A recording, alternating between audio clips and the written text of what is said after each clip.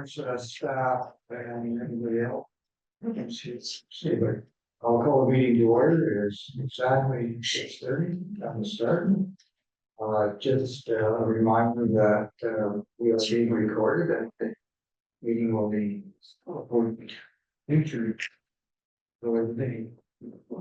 So be sure to watch it. Are there any additional agenda items? No. Anyone else wish to add anything to the agenda? Then a motion to approve agenda would be in order. Someone like to move that? Jim and Mike. All those in favor? So it's carried and the agenda is adopted as circulated. As always, there's a provision for the declaration of conflict of interest. If I want to declare it, because it knows nothing new. If I say too much about attendance, I think Stuart may be on his way and Shelley Ann is going to be here. I don't know when. So the minutes of the previous meeting were circulated with the agenda. Someone feel comfortable in moving Peter and Rainey. Are there any errors or omissions? And the motion is moved by Peter, seconded by Rainey, that the minutes of the LPRCA record meeting held May 1st, 2024 be adopted as circulated and the paper. Motion is carried. Any business arising from this? We have new meeting minutes. When I have first one, the Lee Brown Marsh Management Committee, December 14th. There's a proposed motion that the minutes of the Lee Brown Marsh Management Committee meeting held December 14th, 2003, be adopted and circulated. So you move that. Michael, seconded by Doug. Any questions? All those in favor? Opposed, the motion is carried. Moving on to the Audit Finance Committee, meetings of the Audit and Finance Committee meeting held May 10th, 2024, be adopted and circulated. I'll do it. Chairman, the Audit Committee moves it, seconded by Chris. Are there any questions? Any comments from the chair? Ready? No. All those in favor? Opposed, motion is carried. That concludes the minutes of the committees. We have one item of correspondence. It's on that the correspondence from Bobby for any wonderful UTP we received. First and seconded by Jim. Any questions, any comments? Mr. Chairman. I just thank you, Mr. Chairman. I just wonder, have you heard any feedback on other areas about this issue in terms of testing? Does anybody? It seems to be making the rounds of the municipalities and the sort of what water protection partners. Nothing from the town response, but it's being circulated. Across the province, actually. Sorry, I Just can't help. all those in favor? Opposed? Funds is received. Section 28, Leanne, you want to see that? Yeah. Good evening. LPRCA staff have approved 24 applications for the Carolina Board of Directors meeting. The staff report has been provided to you for your information, and the map at the end on page 24 shows where in the watershed that these applications have been approved. If there's any questions, I can answer. Are there any questions on any of the items, Michael? Thank you, Mr. Chairman. And Leanne, I see first application LPRCA 924 deals with the same property that we're going to be discussing with respect to the hearing later today. Is that right?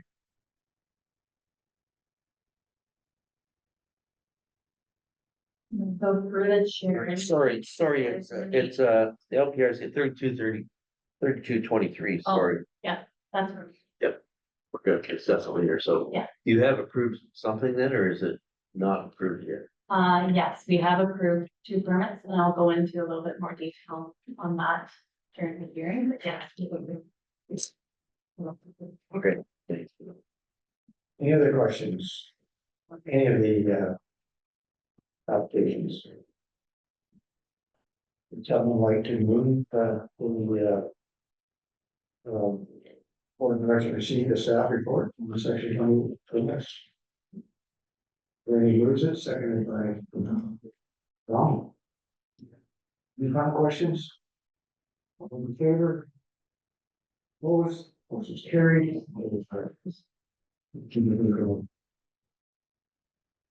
Moving right on to ordinance, approve the rights for the general manager's report.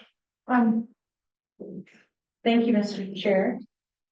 So in the month of May, we had a few meetings. We had the audit finance meeting. We also had the meeting with the Turkey Point Mountain Bike Club.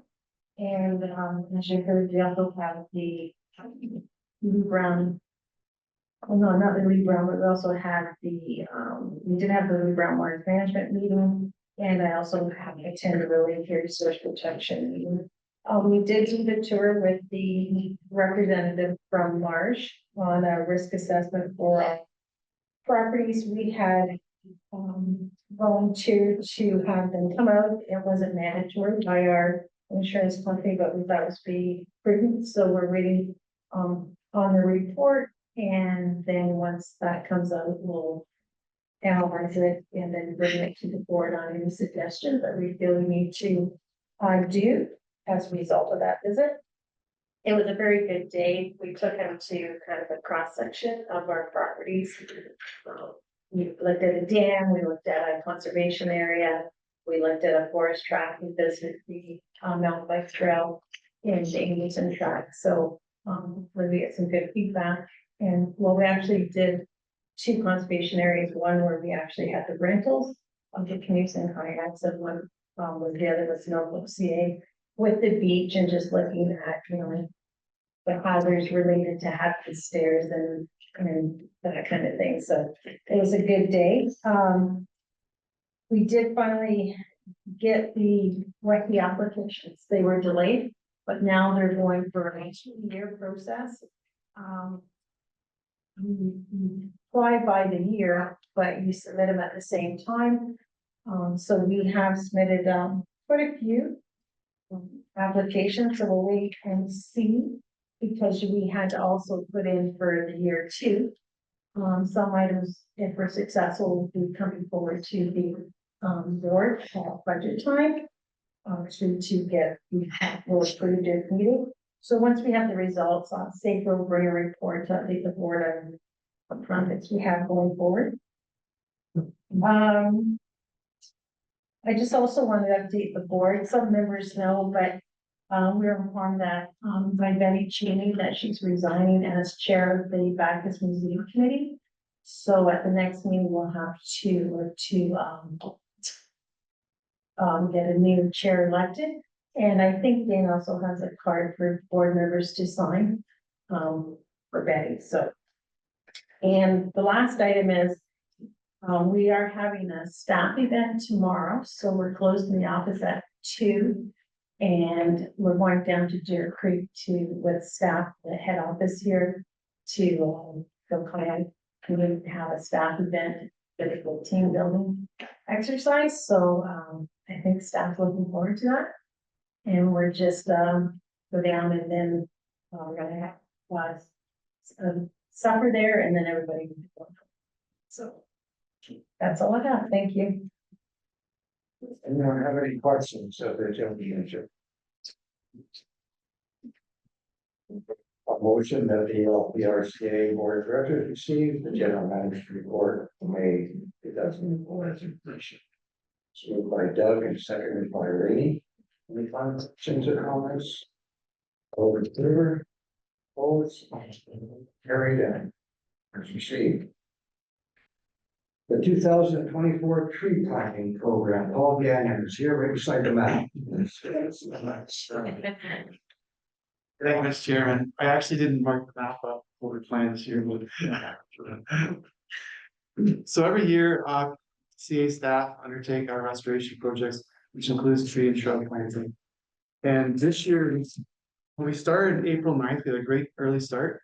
But it's been a really rainy season. It was really hard to get on the clay sites and the loamy sites. So we ended up wrapping it up around May 22nd. And highlights include, we planted 44,805, mostly trees, but a few shrubs under the OPG project. And we had 41 landowners participated in the program. And it was 56.4 acres restored in the watershed. And a couple of highlights on our properties include we planted a little bit over 2,000 trees in Durham wetlands. Now, this has been a site where we've been controlling Phragmites and also European buckthorn, common buckthorn. And it was all through the understory, so there was no regeneration in that woodlot. So what we did is a couple of years ago, we sprayed Arsenal power line, which goes through the roots in areas where it was just common buckthorn and no other native species or trees. So we went back there this year under the 50 million program, and we planted a bunch of trees in that area, about 2.5 acres, to see, like, we mulched it too. We had a mulcher come in there and knock all the trees, the dead trees down, like those shrubs down.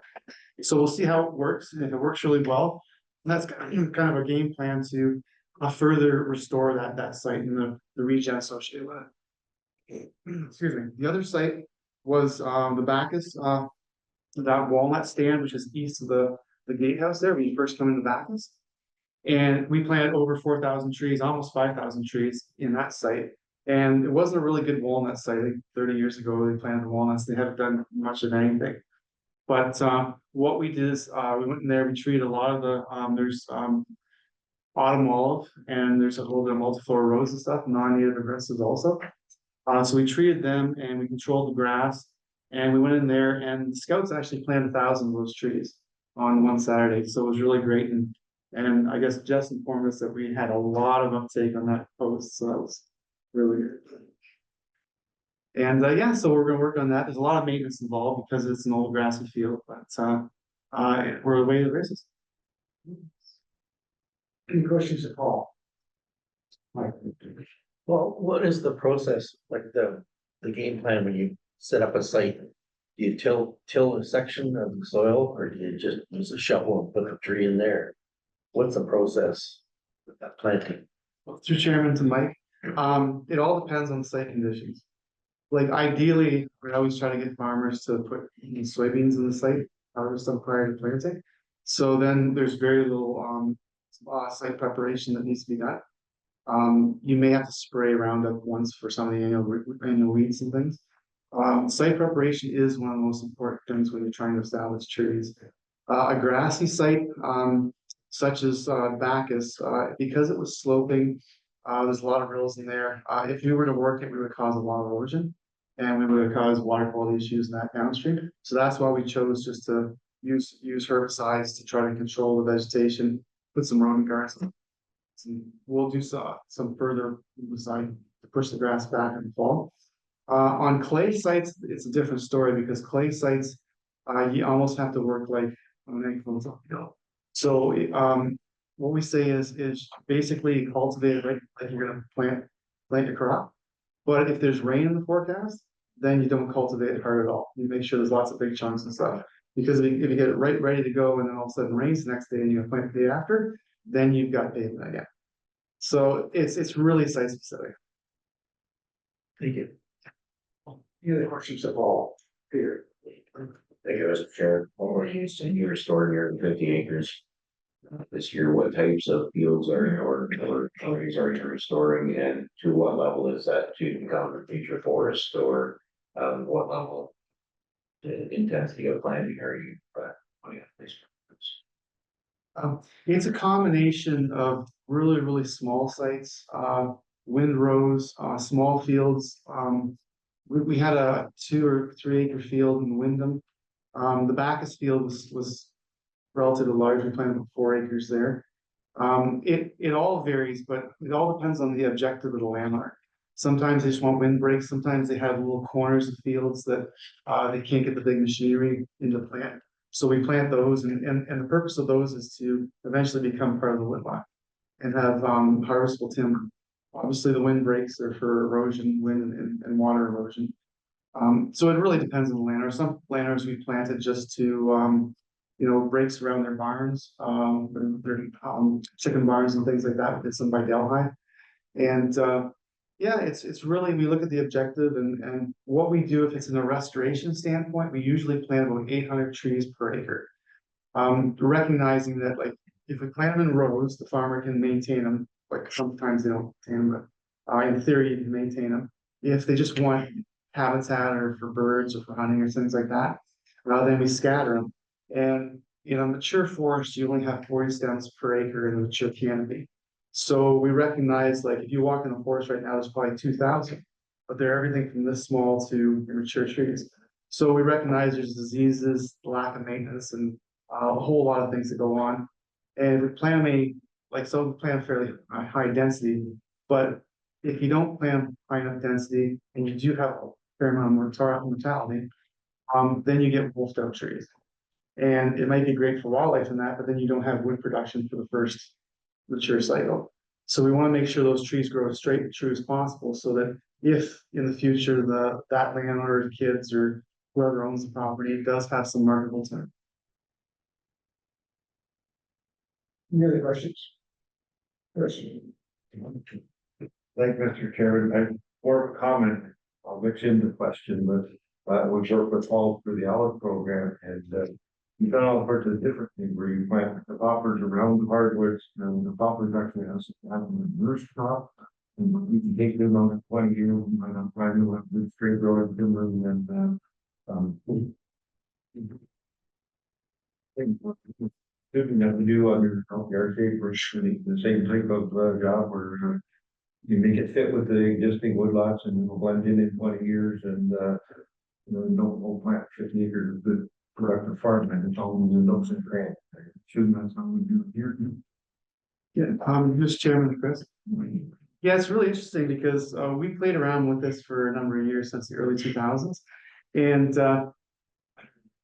we recognize that a lot of landowners don't want straight roads, but that landowner not necessarily going to be the one who harvests trees in the future. Because your turnaround, I think on average is about 12 years on the property that it gets sold, right? So a lot of people wanted clusters in that. So we first started doing clusters and we found out side branches, just, you know, we planted prairie grass between them, but the side branches just kept, so you wouldn't have marketable timber. So then we went with the colonial species, trailing aspen, large tooth aspen, pin cherry, sassafras, because they grow so much faster. And they basically shade out the side branches and force straight true growth of the climax species, your cherries, your hickories, oaks, things like that in the center of the clusters. But the neat thing about that is historically all restoration was an even age stand. They were all the same age. And so when we started planting the colonial species, they're early successional and they died within 40 to 60 years. So as they crept in and connected the clusters of the pods, you also had your shade tolerant species like hard maple, American beech, eastern hemlock came up underneath those aspen when theory. And what happens is the aspen die off, and then all of a sudden you have a huge age difference between the pods and the existing like the pods that you originally planted. So you not only create an uneven age stand, but you increase diversity within the site. And in theory, you're kind of maximizing resilience in terms of climate change and things like that. Now it's kind of a theory, and we actually have a publication from Forest Ontario that talks about LPRCA's how we do this. It was publicized in whatever published. Sorry, in 2012. That's when the publication was. I can actually grab it, pass it around if you want. But it's the interesting thing is, we really won't know for about 30 years. So it's a theory, and we're watching these things closely. But if you look at a lot of the sites, they are actually doing what I think we kind of theorize it would do. So with the strong partnership with Alice and LPRC, we've really done a lot on landscape to sort of further the science behind tree planting. Some of those pods are 15 or more years old, and we're starting to see it already. Big trees that we planted in the last 20 years. Oh, for sure, yeah. Any other questions? Yeah. It's nice that it was published in a publication. I'll sleep and grab a pencil. It's always interesting to hear Paul talk about what he does because it's a compliment and he's good at it, as you can tell, and he's passionate about what he does. These are some of the things that conservation authorities do that we don't get the credit for. It's nice to hear the reports like this. Need a motion to receive it. He's gone to get the publication published. It's generated a lot of publicity there. Moved by Jim, seconded by Chris. All those in favor? Carried unanimously. And here it comes with the publication. Okay, from that very interesting report, we move on to, I can say this, the asset retirement obligation policy. Aaron. Thank you, Mr. Chair. Another interesting topic, accounting. So the Public Sector Accounting Board of the Chartered Professional Accountants of Canada establishes public sector standards for public sector entities. In fiscal 2023, the authority was required to disclose asset retirement obligations, or AROs, in our financial statements as per PS 3280, asset retirement obligations.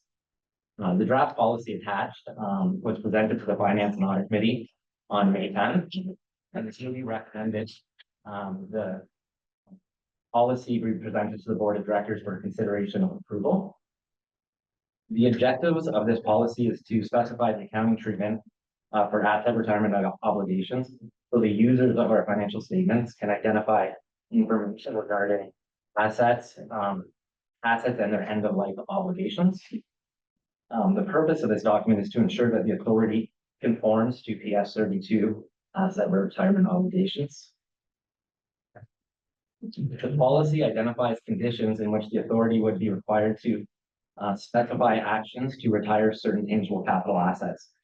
These conditions are identified in section 4.2 of the policy on page 32 of the agenda package. And they're mostly pertaining to existing laws or regulations imposed by other organizations to recognize a liability or to commission or restore. In section 5 of the policy procedure identifies the framework for recognizing a liability associated with an ARO, measurement, and the requirement for financial statement presentation and disclosure. Appendix J on page 35 is a decision tree to assist staff in determining if and when an asset retirement obligation exists. Our auditors provided a list of AROs for consideration, highlighted on page 30 of this report, in the summer of 2023, and in fall, staff of the authority reviewed the authority's tangible capital assets and infrastructure assets that may be required to be recognized at December 31st, 2023, in their financial statements. It was determined by the authority that we did not have any assets required to be recognized in the 2023 financial statements. This was disclosed in our financial statements in note 2L on page 12 of the financial statements, including the statement, there was no impact on the financial statements as a result of this change in accounting policy. That's the end of my report. If there's any questions by the board, I'd be glad to answer them. Are there any questions? It's a little bit complicated and not quite as interesting as trees, but it's still very important. We'll put this in place. Any questions? Then we need a motion to receive the report as presented. Moved by Chris, seconded by Jamie. Final questions? Chris? I do sit on the audit finance committee, that's why I find watching trees grow exciting. Call the question. All those in favor of the first one. Opposed, motion is carried. When you're receiving, but we need to review that, we need to update the policy, and Leanne's going to take us through that. Yes, thank you. So as of the results, the legislative changes that came into effect on April 1st of this year, we have to update our hearing procedures policy. So in here, we've provided a copy of it with track changes, just so you can see where the changes have been made. So we've included administrative changes related to the new Ontario Regulation 4124 and the Conservation Authorities Act. So this includes the changes to the text of the legislation, including the references to both the applicable sections of the Act and the Section 28 regulation. There was a change in the number of days that an applicant can appeal the decision of the board to the Ontario Land Tribunal. There is also the right of an applicant to ask for a minister's review of a decision that has been made, and also some other administrative changes. So the process has stayed the same. For the most part, the process that we deal with here has stayed the same. The references to the act has changed. So as I said, there is a copy of the procedure policy that starts on page 38 of your agenda package. It shows those changes. Staff are requesting that the updated hearing procedures policy be approved. Any questions? Again, if I understand it correctly, the actual hearing itself, there won't be any recognizable changes to that. It's administrative appeals, and technical matters associated with through the application here. Any questions? Given on the question. Sorry, to me. Prior to the hearings we've had along the way here. After we made a decision, where could the applicant go there? Could they still go to the, I call it the tribunal or? Yes, so through even just the years that I've been here, it's changed a number of times. It was the Mining and Lands Commission. It used to be the Standing Appeal Tribunal, and now it is the Ontario. So yes, a decision from the board can appeal to the Ontario Tribunal. By our applicants, no third-party appeals are allowed. We can. And that's one of, I think, one of the major changes in the legislation that. Call the question, the motion is that the updated hearing procedures policy, the administration board access to Bruce for Hoover. Seconded by Doug. Questions? All those in favor? Opposed, answer is carried, and the policy is updated according to requirements of the. And the last report is community outreach, Jessica.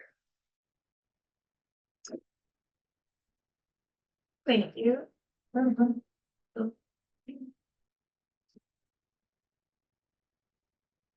the 2024 Community Outreach Report, I have just summarized the events and community outreach activities that LPRCA has already undertaken in 2024 and those that are scheduled for the rest of the year. I just want to highlight a few of those activities, with the first being the interpretive programming of Actro's historic site.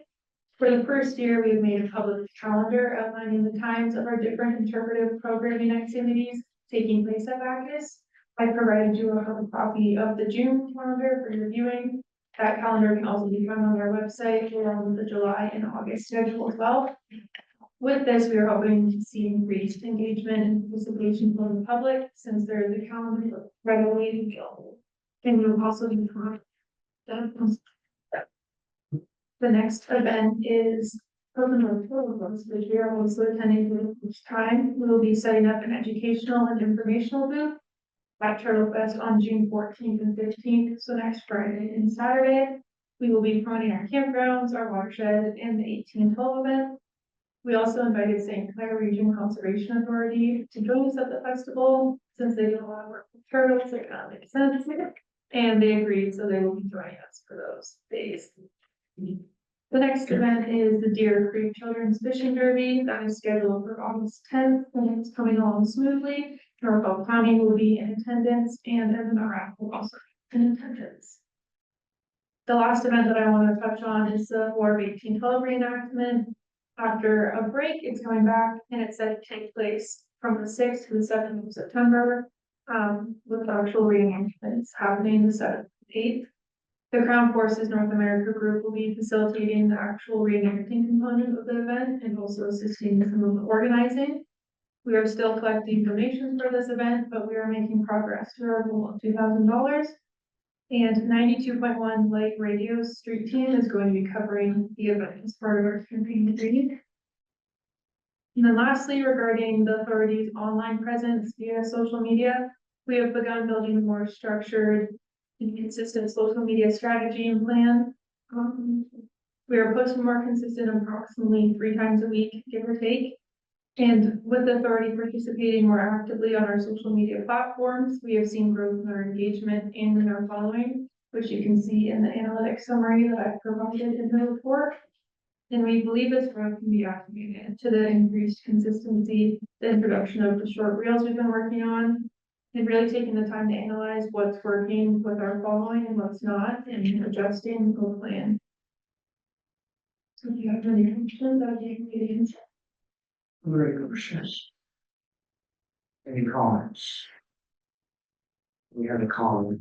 It's with regard to the War of 1812 reenactment. I'm glad to see that it's coming back. It's if you've never been to it, the reenactment of the War of 1812, but it's something that is interesting. And I have a little bit of connection to the War of 1812 because my great grandfather fought the War of 1812 against his brother who fought for the American side. It's a traitor in the question unless related to something I've never been on between yourself and Paul, my young chirping on this thing, the owl crowl. When you do all these things, you actually get to see owls. That is simple. It's not guaranteed. I go, well, I get to see an owl. There's crows. One right on that. Yeah. Right out. Any other comments or questions? That's Sharon. I think you played a recording of it, and a lot of times with COVID, I've been on one years ago, and they asked you to reach out how much and land everyone. You to be there. You can do the owl calls. We'll see what happens. Sure. When I was very young, we used to have a barn out in our barn, and they're long. Expensive. So between the War of 1812 and owls, I'm excited to hear that. And I don't know more stories. Peter, seconded by Rainey. Any final comments or questions? All those in favor? Those that it's carried, and I believe the items of business, the agenda, is there anything else taken for this left for us? Then I will declare the next meeting, we all know when that's gonna be July 3rd. Is that after the owl call? Or? No, month of prepare. Practice my owl calls. All those in favor of adjournment?